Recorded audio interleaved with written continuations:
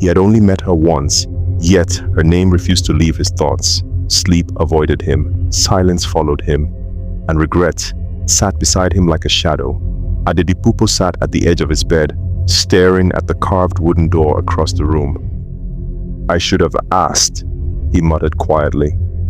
He rubbed his forehead in frustration. What kind of foolishness was that? Just Ade, and nothing more.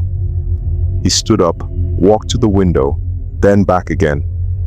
I could have followed her, even if it was just a short distance. I could have asked someone, anything.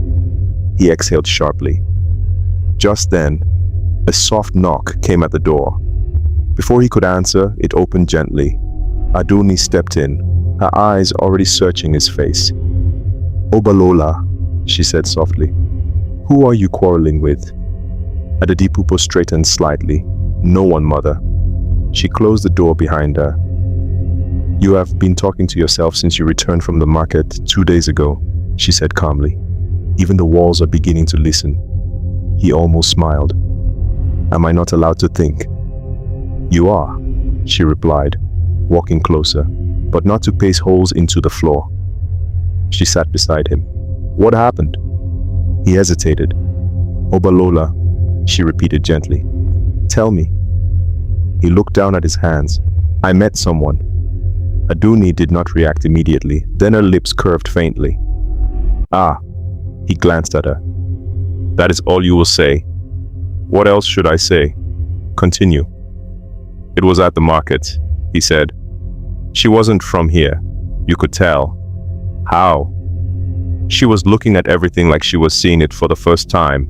Not like a stranger exactly, just careful." Adunni nodded slowly. "And you spoke?" "Yes." "For long?" He shook his head slightly. "Not long enough." She watched him closely now. "What is her name?" He paused. "Morenikeji." Adunni smiled faintly. "A good name." His frustration returned. "I didn't ask where she was from." Her brows lifted. "You did not ask." He shook his head. "It didn't come to me." "My son," she said quietly, "you debate elders without fear, yet you forgot to ask a girl where she is from." He sighed. "Mother," she softened. "And now?" He looked away. "Now I keep thinking I should have done more. I should have followed her. I should have asked someone." Adunni studied him for a moment. "So send the guards," she said simply. "Let them ask around." "No." "Why not?" "I don't want her dragged out like a missing goat," he replied. "If I find her, it should be because I went looking myself." Adunni's expression shifted slightly. "You are serious?" "Yes." Silence sat between them. Then she spoke again. "You know what the elders want. A wife from Ilemona." "I know. And you are here speaking of a girl who is not from here." "Yes." "Why make it harder for yourself, Obalola?" He met her gaze. "Because I do not want to marry out of convenience." "And you think marriage ever comes easy?" "No," he said, "but I want to enter it awake." Adunni exhaled slowly. "You are your father's son," she murmured. "Is that a complaint?" "It depends on the day," she said dryly.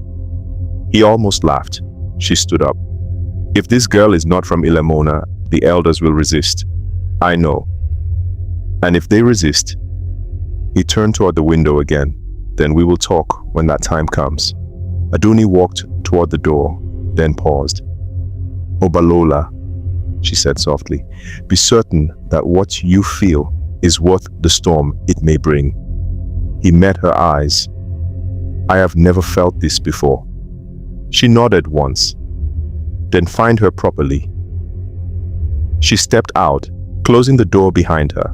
Adedipupo remained seated, the fading sunlight stretching across the floor.